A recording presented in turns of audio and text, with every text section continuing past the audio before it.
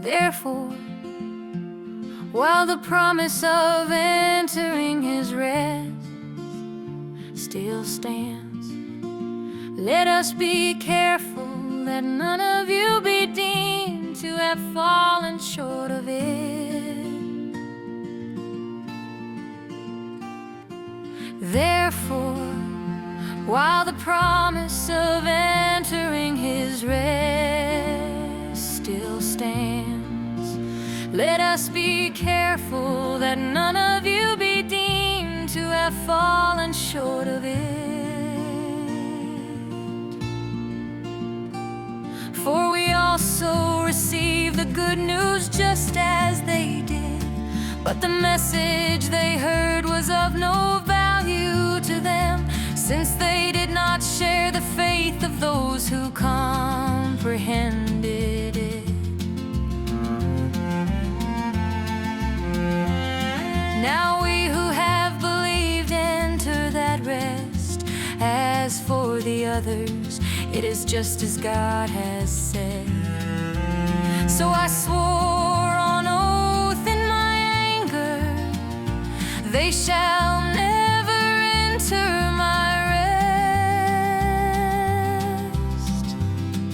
And yet His works have been finished since the foundation of the world. For somewhere He has spoken about the seventh day in this manner, and on the seventh day God rested from all His works.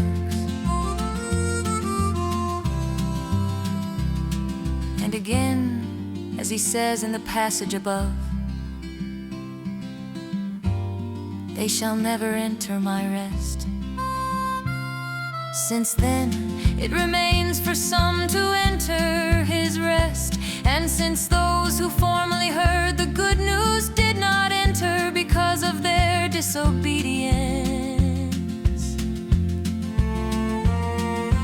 God again designated a certain day as today, when a long time later He spoke through David, as was just stated today. If you hear His voice, do not harden your hearts.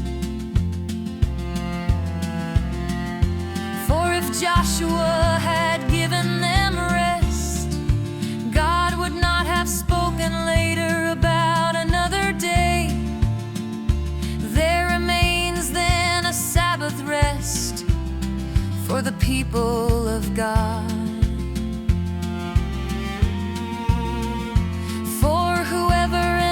God's rest also rests from His own work, just as God did from His. Let us, therefore, make every effort to enter that rest, so that no one will fall by following the same pattern of disobedience. For the Word of God is living and active, sharper than any double-edged sword. It pierces even to dividing soul and spirit, joints and marrow. It judges the thoughts and intentions of the heart.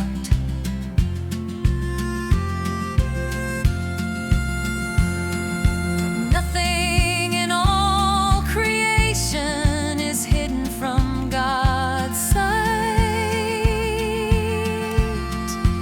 Everything is uncovered and exposed before the eyes of Him to whom we must give account.